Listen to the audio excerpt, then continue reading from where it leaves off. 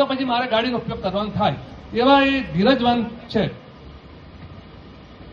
એક વખત હું નહોતો ત્યારે ઘણા વખત પહેલાની વાત છે, બાઇક પર એક દીકરીને આંખમાં કઈ ચશ્માના કાચ ફૂટી ગયો તો બાઇક પર વ્યારા લઈ ગયા દવાખાને રાત્રે, અને બાઇકને પંચર પણ પડેલું. એવા જ વખત બધું થાય, પણ એમાં પણ સ્વસ્થતા રાખીને દીકરીને દવાખાને લઈ ગયા અને પછી ત્યાં સમાચાર નથી, પણ સારું થઈ ગયો છે. ઘણા વર્ષો પહેલાની વાત છે. આ ઉપરાંત છેલ્લા ઘણા વર્ષોથી દાતાઓ સંસ્થામાં ખૂબ મદદ કરે છે. તો દાતાશ્રીઓ આવે ત્યારે એમની સાથે સતત રહીને સંબંધ કેળવવા એ એમનું આગવું પાસું રહ્યું છે.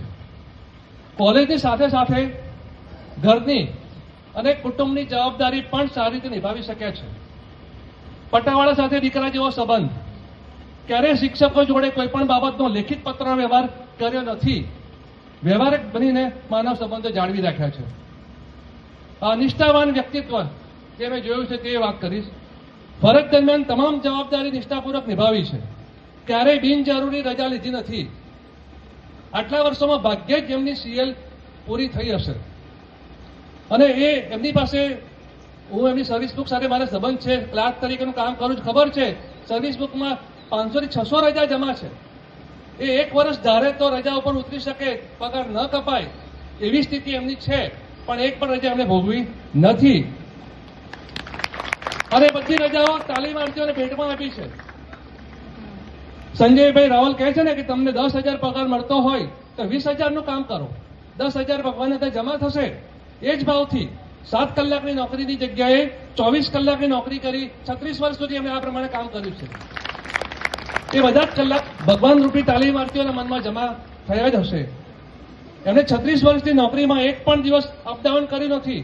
આ બહુ મોટી વાત કહેવાય કે એવી કોઈ વ્યક્તિ ભાગ્ય જ હશે કે 36 વર્ષમાં એક પણ દિવસ અપડાઉન નથી કર્યું. એનો મતલબ કે કેમ્પસમાં રહીને 36 વર્ષ નોકરી કરી છે. આવા કેસ બહુ ઓછા હશે. અને એ રહેવું એટલું માત્ર નહીં, ફક્ત રહેવું એવું નથી, પણ સ્વેચ્છાએ છાત્રાલયની જવાબદારી પણ નિભાવી છે. 36 વર્ષ રહ્યા તો ન છે જ, પણ 36 વર્ષ બહેનોની જવાબદારી નિભાવવાની અઘરી છે તે પણ એમણે નિભાવેલી છે. અને અમારા જ્યારે સંગીતાબેનની નિમણૂક થઈ એ પહેલા હું આવી ગયેલો અહીંયા, એટલે મને બહુ હરખ કે ચાલો સાથે થઈ જવાના હોય. દરેક રીતે મને પણ હરખ હતો, પણ ત્યારે આચાર્ય કીધેલું, પ્રતિકભાઈ સંગીતાબેને લઈએ તો છીએ, પણ પછી તમે બંને સાથે થઈ ગયા અપડાઉન કરશો ને? મેં કહ્યું ના સંગીતાબેન, અમે અહીંયા રહીશું. અને એ વચન આચાર્યને 29 વર્ષ પહેલા આપેલું તે આજ સુધી નિભાવ્યું છે. આ એમની નિષ્ઠા બતાવે છે. સાદગીપૂર્ણ જીવન. સ્વરાજ આશ્રમ વેચીમાં જન્મ્યા, ત્યાં જ મોટા થયા, એટલે સાદગી તો ઘર સુધીમાંથી આવી જ જાય. જન્મ સમયનું વસ્ત્ર પણ ખાદીનું, અને આજે નિવૃત્તિ સમયનું વસ્ત્ર પણ ખાદીનું છે. ખોટા ખર્ચા ક્યારેય નહીં, અને કોઈ બાહ્ય આડંબર જેવું નહીં. જે છે તે જેવા છે તેવા દેખાવું. વાંચન પ્રત્યે ખૂબ પ્રેમ, વાંચન પ્રત્યે પ્રેમ ખૂબ રહ્યો છે. પોતે વાંચે અને તાલીમાર્થીઓમાં વાંચનની ટેવ વિકસાવવા માટેના પ્રયત્ન કરે. રોજ પ્રાર્થના પછી 10-15 મિનિટ વાંચવું એવો સતત એમનો આગ્રહ રહ્યો છે. વાંચન દ્વારા શબ્દ ભંડોળ વધુ મજબૂત થતું હોય છે એવું હંમેશા એ માને છે. પ્રયોગશીલ અને સતત નવું શીખવાની ઈચ્છા. હંમેશા કંઈક નવું હોય તો જાણવાની અને સમજવાની ઈચ્છા રાખે. તાલીમાર્થીઓને પણ એ બધું જણાવે. ઇનોવેશન ફેસ્ટિવલ, પેલા શિક્ષકો તો જાણે જ છે ઇનોવેશન ફેસ્ટિવલ શું છે. તો ઇનોવેશન ફેસ્ટિવલમાં પણ 3 વાર ભાગ લીધો છે. અને હમણાં છેલ્લે 2026 જિલ્લા કક્ષાના ઇનોવેશન ફેસ્ટિવલમાં ભાગ લઈ નંબર મેળવી ઝોન કક્ષાના ઇનોવેશનમાં અમને ઇનોવેશન રજૂ કર્યું છે. ત્યારે મંચ પરથી કાલે પણ વાત થયેલી, તાલીમાર્થી બહેનોને ખબર હશે, એને પ્રાચાર્યશ્રી વાત કરી ગયેલા ને, તાપીના પ્રાચાર્યશ્રી. એ રીતે મંચ પરથી ત્યારે પણ નવસારીમાં જાહેરાત થયેલી કે સંગીતાબેનની પ્રશંસા કરવામાં આવેલી કે 58 વર્ષે પણ ઇનોવેશનમાં ભાગ લઈ શકાય છે. એનું આ ઉત્તમ ઉદાહરણ છે.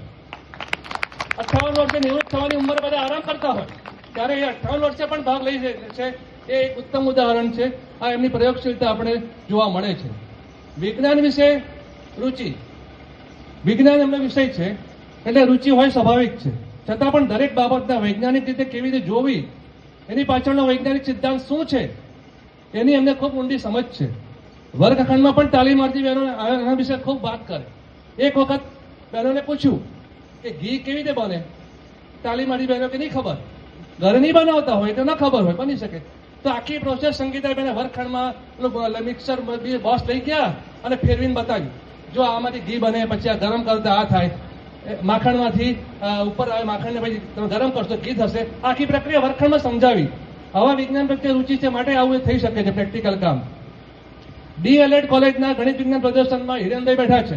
એમને ખબર જ છે કે સંગીતાબેન હોય જ, DLED કોલેજનું ગણિત વિજ્ઞાન પ્રદર્શન હોય તો બેન હોય જ બોરખડીથી. તો એ રીતે 10 થી વધારે વખત રાજ્ય કક્ષાના ગણિત વિજ્ઞાન પ્રદર્શનમાં ભાગ લઈ ચૂક્યા છે. નિર્ણાયક તરીકે પણ ભૂમિકા ભજવી છે.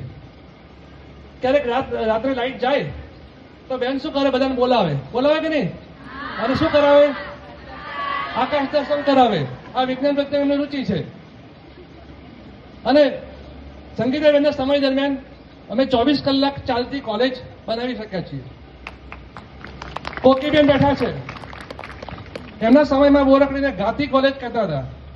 હવે એમાં અમે ઉમેર્યું છે ગાતી, નાચતી અને 24 કલાક ચાલતી કોલેજ બનાવી છે અમે. અહીંયા રજા જેવું કોઈ હોય જ નહીં, બહેનોને ખબર છે. શનિ રવિ રજા હોય જ નહીં, વધારે કામ કરવાનું હોય. બરાબર છે ને?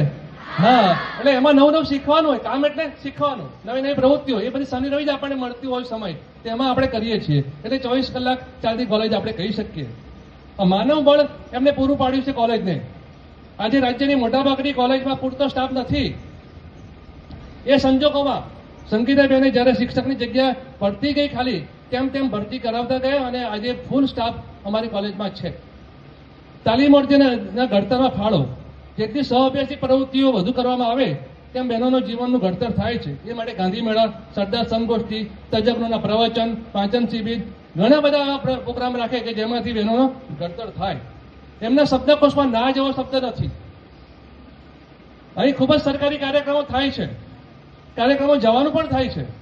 અચાનક કોઈ આરોગ્ય અંગે વાત કરવા આવે કે કાગળ કામ માટે કોઈ આવે કે કાનૂની સહાય માટે આવે તો ક્યારેય બેન ના પાડતા નથી. એવું માને છે કે દરેક બાબતમાંથી બહેનોને કંઈ ને કંઈક તો શીખવા મળશે જ, એવી અપેક્ષા. એ ક્યારેય કોઈને ના નથી પાડતા, એટલે એમના શબ્દકોશમાં ના શબ્દ નથી. આ બધું કરે છે. સાથે સાથે કોલેજનું પરિણામ પણ જોવું જોઈએ. એ પણ કોલેજનું પરિણામ 100% આવે છે. એમના 18 વર્ષ આચાર્ય તરીકે રહ્યા, એમાં 4 વર્ષ જ 100% નથી આવ્યું. એમાં દીકરી બીમાર હોય, પરીક્ષા ન આપી શકી હોય, એવા જ સંજોગોમાં રિઝલ્ટ 100% નથી આવ્યું. બાકી જે બહેનોએ પરીક્ષા આપી છે એ બધા 100% પાસ થયા છે. આ 18 વર્ષ આચાર્યની કારકિર્દીમાં અમે જોયું છે. હવે થોડીક એમના સમયગાળામાં ભૌતિક સુવિધાની વાત કરશું તો, કારણ કે આચાર્ય તરીકે 2008માં એમની નિમણૂક થઈ, ત્યારથી એમણે ભૌતિક સુવિધા વધારવાનું બેડું ઝડપ્યું, જે આજ સુધી 2026 સુધી ચાલુ જ છે. શરૂઆતમાં વર્ગખંડ બનાવવાનું નક્કી કર્યું, વર્ગખંડ બનાવ્યા, લોક સહયોગ, બધામાં લોક સહયોગ છે.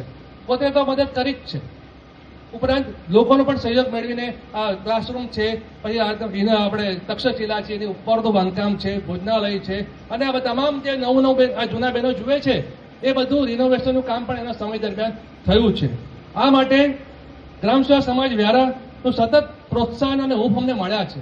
આચાર્ય કંઈ ન કરી શકે, એમની ટીમ કંઈ ન કરી શકે ત્યાં સુધી વડીલોના હાથ અમારો પણ ન હોય ત્યાં સુધી. તો એ ગ્રામ સેવા સમાજ વ્યારાનું સતત પ્રોત્સાહન અને હૂંફ મળ્યા છે. એને કારણે આ સુવિધાઓ ઊભી કરવામાં અમે કરી શક્યા છીએ. આ બધી ઊભી કરવામાં સંગીતાબેને સૌથી મોટું દાન આપ્યું છે, સમયનું દાન, જે સૌથી મોટું કહેવાય. સમયનું દાન એમણે આપ્યું છે. અને અમને જ્યારે પણ મદદ જોઈતી હતી ત્યારે અમને લાલો ફિલ્મની જેમ અલગ અલગ સ્વરૂપમાં કૃષ્ણ ભગવાન અમને મળતા જ ગયા છે. એટલે જ અમે કહીએ છીએ ને કે કૃષ્ણ સદા સહાય, તે અમારા માટે સાચું વાક્ય પડ્યું છે. આનું ફ્લોરિંગ બનાવવાનું હતું ત્યારે ડોક્ટર અરવિંદભાઈ બેઠા છે, એમને ખબર નહીં હોય. આ ફ્લોરિંગ માટે અમે વિચારતા હતા પૈસા ક્યાંથી આવશે, અને ડોક્ટર સાહેબની હોસ્પિટલના 25 વર્ષ પૂરા થયા. અમે એક અરજી કરેલી. જ્યારે ફ્લોરિંગ પસંદ કરવા ગયા ત્યારે સાહેબને ફોન આવ્યો સાહેબ ઉપર કે પેલું આપણે અધ્યાપન માટે 25,000 રૂપિયા આપીએ છીએ. આ કૃષ્ણ સદા સહાય છે અરવિંદભાઈ, ડોક્ટર અરવિંદભાઈ. આવી રીતે તો કેટલાય પ્રસંગો છે કે જ્યારે જે કંઈ ઈચ્છા થઈ કે અધૂરું છે તો કામ પૂરું થયું છે અમારું. પછી કોમ્પ્યુટર સાધન સહાય પણ અમે અહીંયા મેળવી શક્યા છીએ દાતાઓની મદદથી. કોમ્પ્યુટર બહુ જૂના છે, 2000ની સાલમાં કોમ્પ્યુટર વિષય આવ્યો ત્યારે કોમ્પ્યુટર જૂના થઈ ગયા, સરકારે પછી આપ્યા નથી. તો એવા 25 થી 26 કોમ્પ્યુટર સંગીતાબેને દાતાઓની મદદથી વસાવી શક્યા છે. પ્રોજેક્ટર 3 વસાવી શક્યા છે. મોટું એલસીડી હમણાં ટીવી આવ્યું છે, બેનો ખબર છે, જોયું પણ નથી, હજુ આપણે ઉપયોગ કરવાનો બાકી છે. એ છેલ્લે એ પણ કર્યું. આ કુલર એ પણ હમણાં 15 દિવસ પહેલા બેને ઠંડા પાણીની તકલીફ ન પડે એ માટે બેને કર્યું એમ નથી કહેતા, બેનને મદદ મેળવી શક્યા છે એમ કે કોઈ વ્યક્તિ કરતા નથી પણ એમના થકી થાય છે કામ. તો આ રીતે સાધન સહાય પણ ખૂબ મેળવી શક્યા છે. હવે સાંસ્કૃતિક ક્ષેત્રમાં તો આપણે બધા જાણીએ જ છીએ કે ફેસબુક પર મૂકતા હોઈએ છીએ એટલે બધી પ્રગતિ. રાજ્ય કક્ષાએ પણ આવા નંબર આપણે 3જો નંબર લાવીએ છીએ, અલગ અલગ પ્રવૃત્તિમાં જઈએ છીએ, બધા જાણે છે એના વિશે વાત નથી કરવી. એ ફેસબુક પર મિત્રો છો તમે તે જુઓ છો. રાજ્ય કક્ષાના આ નંબરને કારણે આપણે રાજ્ય કક્ષાએ જવાની તક મળી છે. પ્રજાસત્તાક પર્વ હોય તેમાં રાજ્યપાલ, મુખ્યમંત્રી સમક્ષ, વડાપ્રધાન સમક્ષ કાર્યક્રમ રજૂ કરવાની આપણે દીકરીઓને તક મળી છે. આસામ ગયા, રાજસ્થાન ગયા, છેલ્લે હેમાંગભાઈ તમને આસામ ત્યાં લઈ ગયા, આસામ લઈ ગયા. વિમાનમાં મારી દીકરીઓ બેસીને ગઈ છે સરકારના પૈસે. આ બધું એ લોકોએ સાંસ્કૃતિક કાર્યક્રમમાં કરેલી પરિણામ છે. અને ડોક્ટર હેમાંગભાઈ જેને તૈયારી કરાવી છે, તે ધવલભાઈને મદદ કરી છે, એને કારણે આ દીકરીઓ આટલું પ્રગતિ કરી શકી છે. તો હવે સંઘર્ષની કહાની કરીને મારી વાત પૂરી કરીશ. બધું તો સારું છે પણ એના માટે જે સંઘર્ષ કરવો પડ્યો છે એની વાત કરીને મારી વાત પૂરી કરીશ. છેલ્લા 10 વર્ષમાં 442 પીટીસી કોલેજમાંથી 37 કોલેજો ગુજરાતમાં અસ્તિત્વ ધરાવતી હોય. 450 જેવી હતી અમારી 37 કોલેજો ગુજરાતમાં અસ્તિત્વ ધરાવતી હોય. એમાં ગ્રામ સેવા સમાજ સંચાલિત કસ્તુરબા અધ્યાપન મંદિર ગોરખડી જીવંત છે. એનું આ શ્રેય સંગીતાબેન અને ટીમ પણ ખરી. સંગીતાબેન એકલા નહીં, એની સાથે અધ્યાપકો પણ, હું પણ આવી જાઉં એમાં. એટલે અમારી ટીમ ને ફાળે જાય છે કે બધાના સહયોગથી આટલી સરસ અમે કોલેજ જીવંત રાખી શક્યા છીએ. એકવાર 18 બહેનો હતા, એડમિશન 18 જણા લીધું, ત્યારે અમને બહુ દુઃખ થયું કે આપણા વિસ્તારમાં દીકરીઓને તૈયાર આવવું છે પીટીસી કરવા અને કેમ 18 જણા એડમિશન લીધું. ત્યારે તપાસ કરી તો એક દીકરી એમ કીધું કે મને કોઈ ગાંધીનગર લઈ જનાર હોતું નહીં. એ વાત સંગીતાબેનને હૃદયને વાગી કે આવું છે. તો મને કે આપણે એના વાલી બની શકીએ કે કેમ. બીજા વર્ષથી બેડું ઝડપ્યું કે આપણે એના વાલી બનીએ અને આપણે ગાંધીનગર એડમિશન માટે લઈ જઈએ. વાલીઓ સંમત થયા, દીકરીઓને અહીંયા મૂકી જાય અને અમે બધા શિક્ષકો વારાફરતી ગાંધીનગર લઈ જઈએ, લોકોને ગાડી બેસાડીને, અજાણી દીકરીઓને 4 વ્હીલ કરીએ ભાડે અને ગાંધીનગર જઈએ, એડમિશન અપાવીએ. આ રીતે દીકરીઓ એડમિશન લેતી થઈ અને એને કારણે આજે સરસ મજાનું વાતાવરણ આપણે જોઈ શકીએ છીએ. એની સાથે શિક્ષકો પણ અવારનવાર જાય બસમાં, આમાં ગાડીમાં બેસીને, જેથી કરીને બહેનોની સલામતમાં અમારે વાત એ જ કરવી છે કે આ એડમિશન તો થઈ ગયું છે પણ પછી શું? પછી તો ખર્ચ થાય કે નહીં? તો એના માટે કરી આપી છે કે ભોજન ખર્ચના પૈસા તમે વર્ષના અંતે આપશો તો ચાલશે. એવી સગવડ કરવાને કારણે દીકરીઓ એડમિશન લેતી થઈ. શરૂઆત તો કોઈ ફી અમે લેતા નથી, આજે પણ લેતા નથી. જ્યારે સ્કોલરશીપ જમા થાય ત્યારે જ દીકરીઓ અમે પૈસા આપે, એ પણ જે સરકાર આપે એટલા જ, એનાથી વધારે નહીં. તો મંડળનો અમારો ખૂબ સરસ સહકાર મળ્યો છે કે આવું અમે કરી શકીએ છીએ. આથી 100 દીકરીઓને રાખવી પૈસા વગર આજના સમયમાં એ મંડળનો સહકાર નહીં હોય તો અમે ન કરી શકીએ, એકલા કંઈ કરી શકીએ નહીં. તો મંડળનો ખૂબ બધો સહકાર મળ્યો છે. હવે જમવાનો ખર્ચ થઈ ગયો, પછી યુનિફોર્મનો ખર્ચ આવે, તે પણ મારા ભારતના મોટાભાઈ બેઠા છે અહીંયા, એમણે મને યુનિફોર્મનો ખર્ચ આપ્યો છે. પછી એવા બીજા દાતાઓ સુરતના છે કે 2 જોડી મારી દીકરીઓને સિલાઈ સાથે યુનિફોર્મ કરાવી આપ્યો છે. આજે પણ પહેરેલો યુનિફોર્મ દાતાઓ તરફથી મળેલો છે. તો અમે આજ સુધી એ વ્યવસ્થા કરી શક્યા છીએ, એનો પણ શ્રેય સંગીતાબેનને જાય. આ બધું થાય, નોટબુકનો ખર્ચો થાય, તો નોટબુક પણ અમે સુરતના દાતાઓની મદદથી નોટબુક આજે પણ 500 થી 1000 મારી પાસે એડવાન્સમાં પડી છે. એટલો સહયોગ મને દાતાઓનો મળ્યો છે કે નોટબુક બધાને આખું વર્ષ ફ્રીમાં અમે આપી શક્યા છીએ. આવા નિષ્ઠાવાન, અણિશુદ્ધ અને ગાંધી વિચારના માનવવાળા આચાર્યની ખોટ કસ્તુરબા અધ્યાપન મંદિરને પડશે જ એવું ચોક્કસ લાગે છે. સંગીતાબેનનું નિવૃત્તિ જીવન પ્રવૃત્તિમાં રહેશે, સદાય હસતા રહે, આનંદમાં રહે અને સમાજની સેવા કરતા રહે એવી મારી પ્રભુને પ્રાર્થના. એમના અધ્યાપન મંદિરના 29 વર્ષથી ઝાંખી કરાવવા કદાચ 20 થી 25 મિનિટ લીધી હશે. તમે મને સાંભળ્યો એટલે તમારા સૌનો આભાર.